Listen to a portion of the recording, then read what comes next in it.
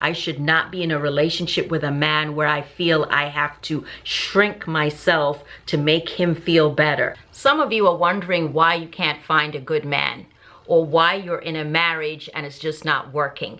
Well, let me tell you why. You didn't do your homework. You did not do your homework, or you settled. You settled without making it clear what your expectations were for this husband, okay? So I am here to share some expectations, some values. These were my expectations before I could get married, okay? These were the things I was looking for in a man before I could get married.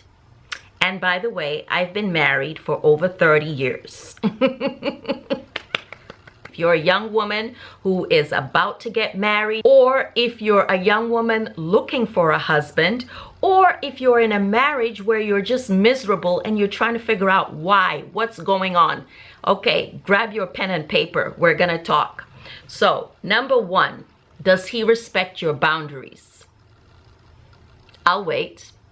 Does he respect your boundaries? So when I was considering a husband or getting married, I needed to know that my partner or future husband was respectful of my boundaries. One of the boundaries that I had was that sex was not on the table if we're not in a committed relationship. Yeah, you heard me right. Sex was not something I was interested or comfortable doing unless I knew we were going to be in a committed relationship. Now, I heard this statistic where apparently 23-year-olds nowadays have way more partners than your average 53-year-old woman today.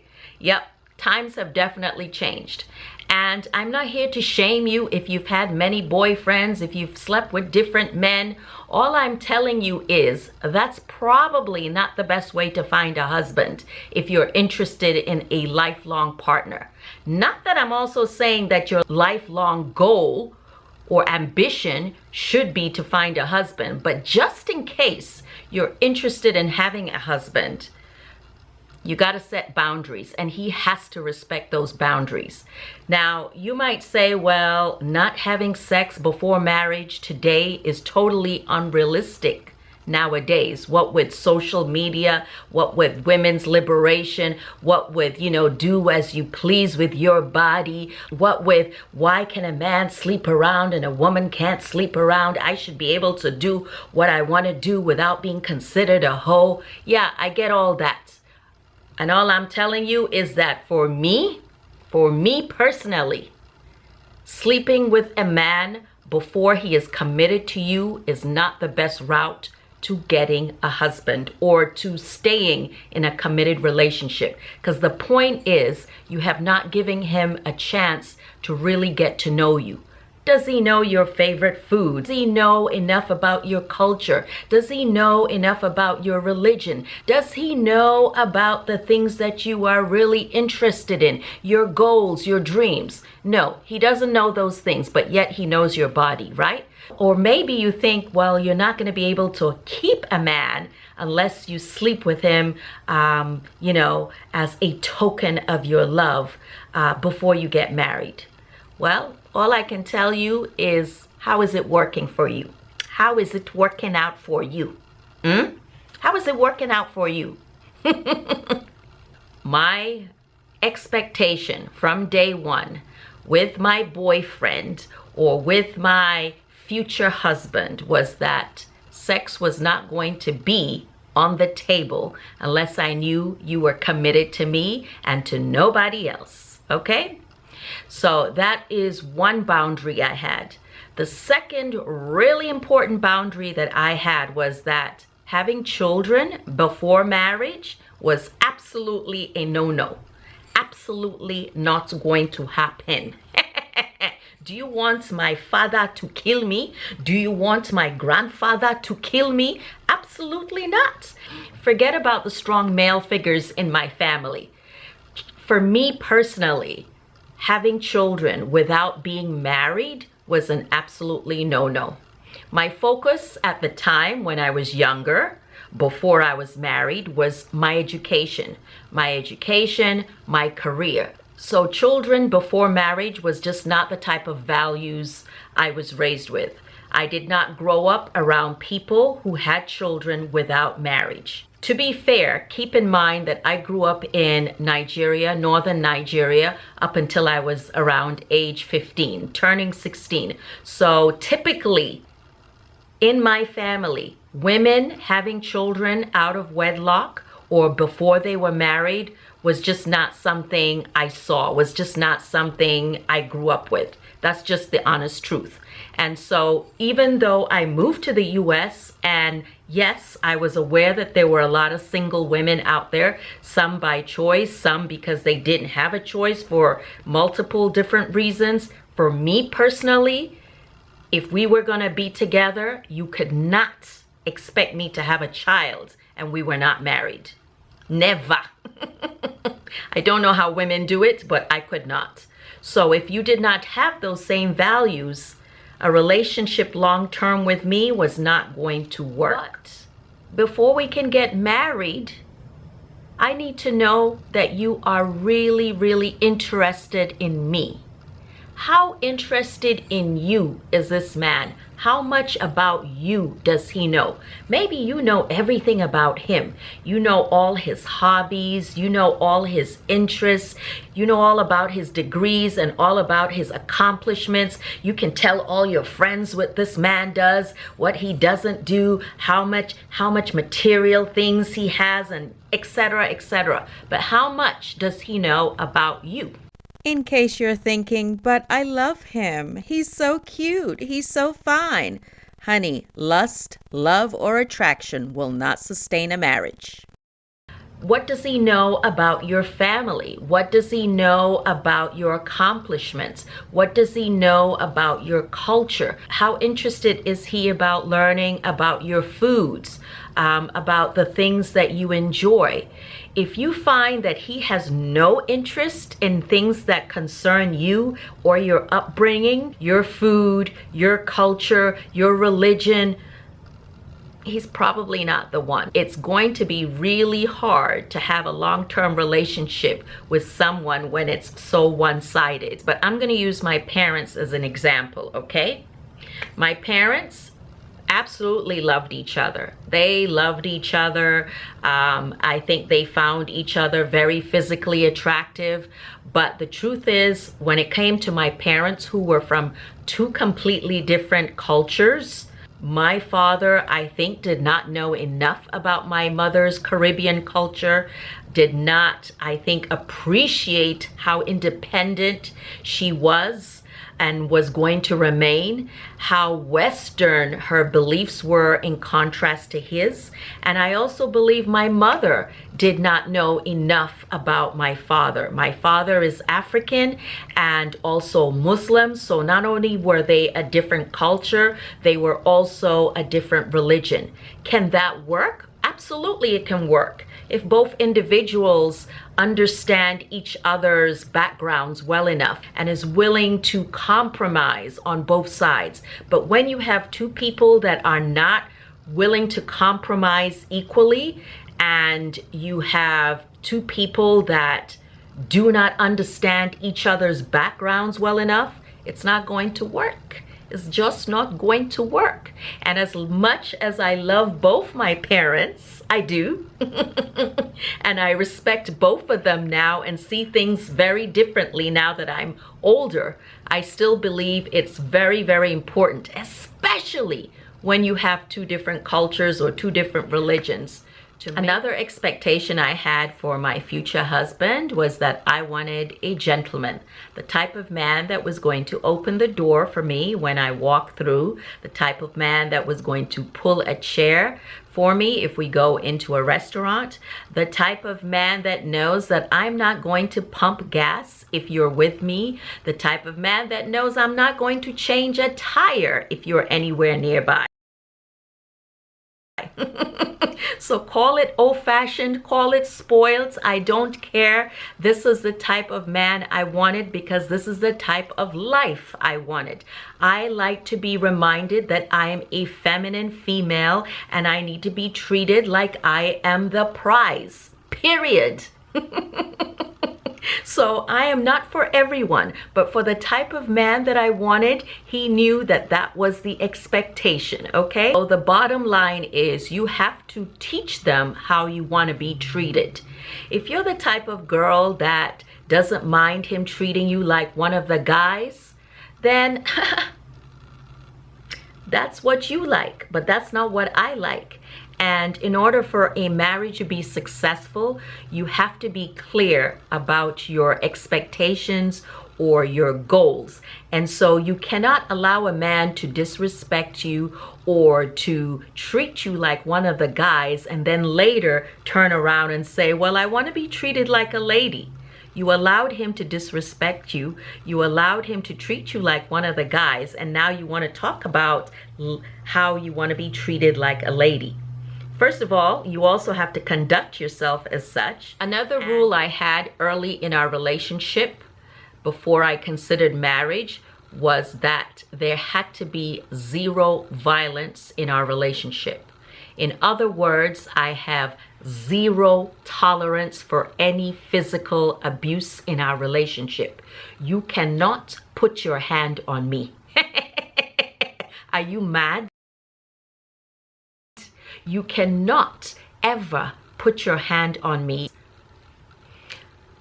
I'm sorry to say, I cannot understand. I cannot relate. And yes, I understand that there are women in a lot of different situations and it's not the woman's fault. I totally get that. But what I'm trying to tell you is that you have to make it very, very clear from day one, if you're in a relationship, that if you put your hands on me, I'm out. I'm out. No excuse. This relationship is not going to last. This relationship is not going to last. And let me tell you, for the women that stay because they have children, personally, I feel that one partner, one good partner is better than two miserable people. Don't let your children stay in a household where they see their father abusing their mother. And I really feel bad for women that are in those situations. Look out for those signs early on and make sure you've had a discussion. Make sure you have made it clear. Make sure you accept it in your heart that if this man ever puts hands on you, you leave. You make that clear from the get-go. Because what I know is when a man puts hands on you today and says sorry, he will do it again. He will absolutely do it again. And you will keep finding excuses to stay with him. And you deserve better. You absolutely deserve better. And he is not the one for you. He does not respect you. It's not worth it. I don't care how tall he is, how rich he is, how wealthy he is, how much he tells you he loves you. I don't care. I don't care. You have children together and he's putting his hands on you, or he is choosing to use physical violence to take out his aggression. Absolutely not. You need to move on. You need to move on. By the way, do you like the hair? For once, I'm wearing my natural hair. No extensions, no anything hiding in there. This is all of my hair. She has grown. I pressed it. No color, as you can see. No color, no relaxer, no nothing, just heat. And the extra large Bottega earrings in gold.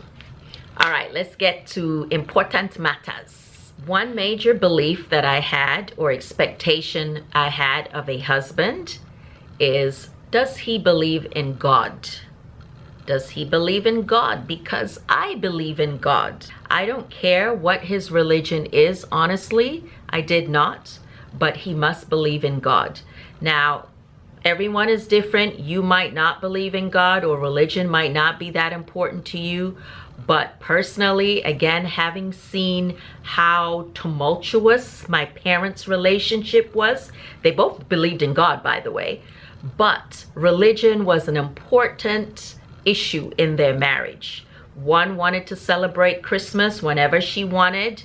One wanted to celebrate Salah and not celebrate Christmas at times, or not share Christmas or Christianity openly. One wanted the other person to convert to a different religion. I mean, there was a lot of issues. It's a wonder I didn't come out confused. Confusion. But no, seriously. The belief in God is very important to me. I'm not the most religious person, but I definitely wanted a husband that believed in God. I could never have married an atheist person. I don't care what their color or their race or their ethnicity. I don't care. What I cared about is you could not be atheist. That's just me personally. So we had to discuss religion and our beliefs early on.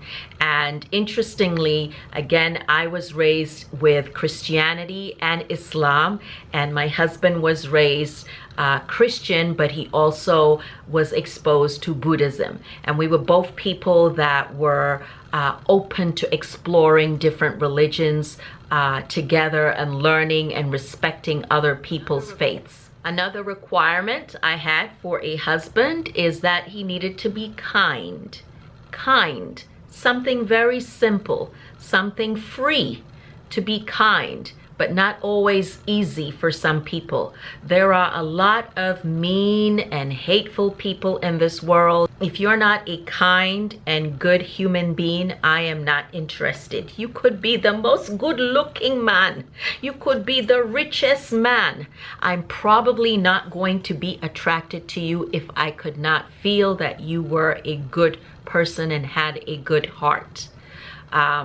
That was definitely very important to me. And you're not going to know that if you've not spent enough time getting to know the person critically before you make the decision to get married. Is this a good person? Is this an honest person? Does this person have good values? In other words, how do you treat people? How do you treat people that appear to be lesser than yourself? How do you treat the wait staff when we go into a nice restaurant? How do you treat the poor person on the corner of the street? And I can honestly say that my husband is a very good person and not one that I've ever seen look down on anybody else. I genuinely can say that with all of my heart. He treats everyone with kindness and respect, regardless of their socioeconomic status. Now, if you're just plain stupid, that's a different story. Another important concern I had was my desire to know how you treat your mother. How you treat your mother. Because a lot of times, not all the time, but a lot of times, how a man treats his mother or senior women in his family reflects how he will treat you in the future. Now, sometimes it can be complicated because maybe he does not have a great relationship with his mother, but you still need to see that he cares about her and there is some level of respect, and it isn't always contentious or abusive in some way. So that was definitely very important for me to see. Another requirement I had for my future husband, even when I was young, was that he had to have, at a minimum, a college degree. Education was very important to me, still is very important to me, and I needed someone that is interested in being a lifelong learner. You have to have a college degree. I was not going to get married to someone who just had a high school education. Never. I'm sorry. That's the truth. Education was very important to me, and I'm sure if you are from an immigrant home, you can understand that. My father was very educated, my mother was educated, my grandparents were educated, and so education was just something instilled in me very early on as a requirement. And so I feel that if I was required to get an education, and in my case, go to medical school to be a doctor, then it was very important to me that my future spouse would also have an education. And interestingly, I met Kenton in college, but unfortunately during his college career, he had to take a break. So he did not graduate with me when we first, started dating or, becoming a couple. But I always made it clear that in order for our relationship to last, he would have to go on to get his college degree, which he eventually did, and then some. So making sure that you have, again, very shared values. If you know that you want a person that is educated, then make sure that is clear from day one. Don't waste your time with someone that you know has no interest in bettering themselves, because you're going to be miserable later on. And I'm not saying that if they don't have the college degree now, that that's a reason to break up. Maybe there are different, obstacles in their way preventing them from getting that degree right now, or from getting, to the goals that they want to get to. But make sure it has been established that if that's what you want in a spouse, that they plan to do that, or that they have the, desire to do that later on. Another requirement I had in our relationship, but also as a future spouse, was that as partners, there could not be any form of jealousy. In other words, I have seen relationships where husbands sabotage their wives because of jealousy. They feel somewhat either emasculated or insecure by their wife's success. And that had to be absolutely clear from the get-go, that my success is our success. Your success is our success. So you cannot feel, or should not feel, in any way emasculated or insecure with my success. Because there's going to be times, which was the case, where I might make more money than you, or it may appear that my career is moving ahead or moving faster than yours. But together we need to celebrate each of our individual successes as a joint success, because I did not do this alone.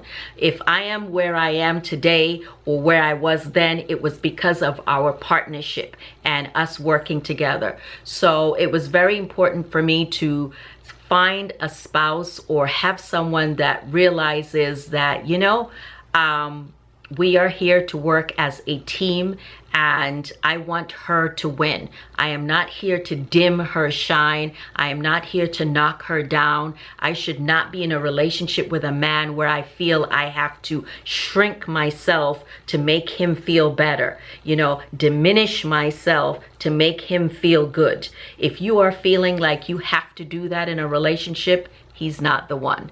He is not the one. He is not the one.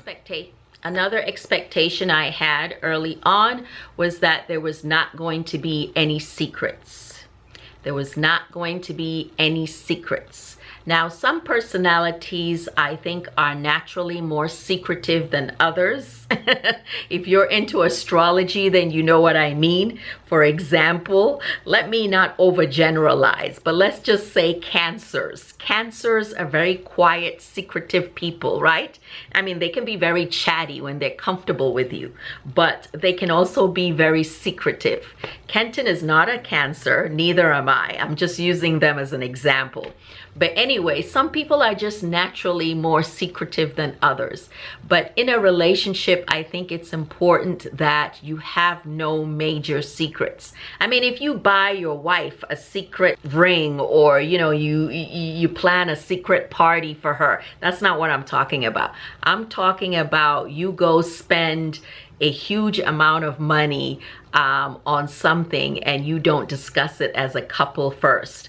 or you go on some trip with your buddies and you don't tell your wife, but you know what I mean. So there are certain things that you may have done, or certain infidelities that you may have committed. Whatever the case, you know what I'm talking about. You should not have secrets, because when that other partner finds out, it's never going to be the same. It's never going to be the same, because now there is no trust.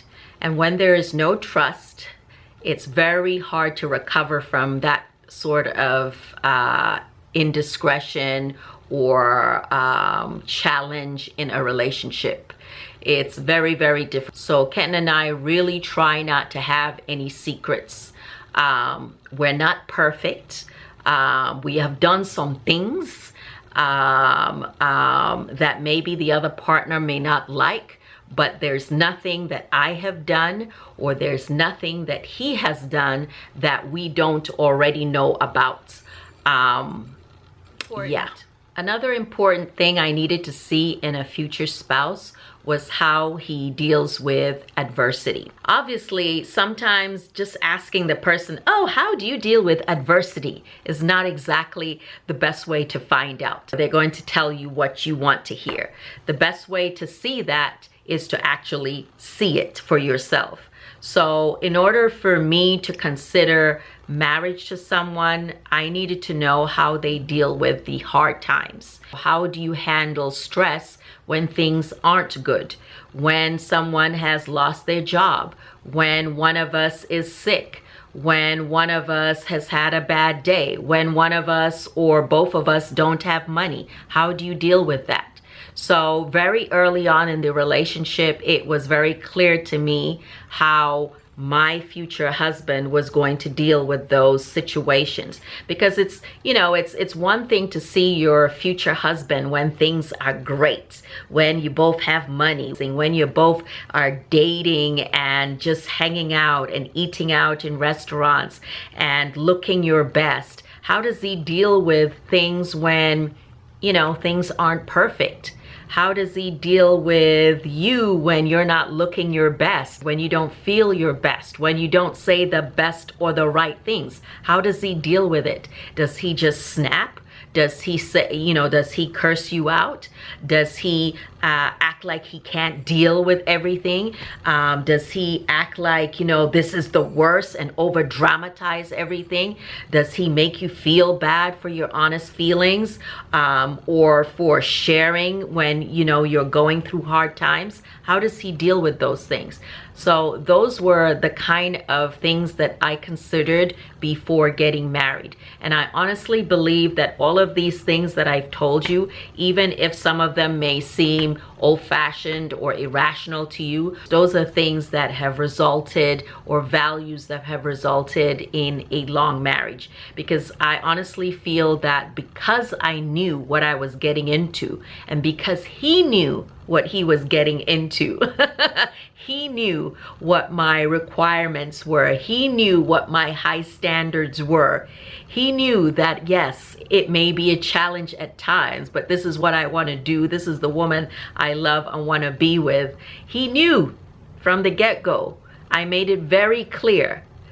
I think that's why we are together, and that's why we feel like we are married to each other's best friends, honestly. He knows me really well. I know him really well. But that's not to say that we don't piss each other off. We piss each other off on the daily. We argue on the daily, honestly. We may disagree about a number of things on the daily, you know, but at the end of the day, he knows that I have his back and he has my back, because we have a lot of shared values, and together we've been able to raise our children. Which brings me to the point, this will happen later. This is assuming, again, you're not married, okay? But here's one thing I will say to you. If you are having children, or if you are, you know, a young couple with young children, never disagree about how you raise the kids in front of the kids. Never disagree. Whatever mom says is what goes. Whatever dad says is what goes. I am not going to contradict my spouse to my child. Never. I've seen that. I honestly see it often where a mother feels like, oh, you know, I want to be the good guy. I want to be your friend. Daddy said no. Here, you can still do it. No, absolutely not. Don't do that. Don't undermine your spouse at all. Never. You are the united front. Whatever one spouse says, that's what the other spouse should agree on. And even if you disagree, go and disagree in private. Don't do it in front of the child. Don't confuse the child or make the child realize he can pit one parent against the other parent by you agreeing or disagreeing and your spouse doing the complete opposite. Anyway, so that's it for my advice. Take it as you will. Again, these were my values, my beliefs, my expectations for a marriage, and it has worked for me. It has worked for us, let's just say. Okay? Thank you so much for listening. Let me know in the comments if you have other beliefs or other expectations you had as a spouse, if you have been married for a long time as well, or if you're newly married, or if you've been married many times. Tell us below what worked, what didn't work, what you learned. Let us know. Teach somebody else, okay? Thank you so much for listening, and God bless. Bye.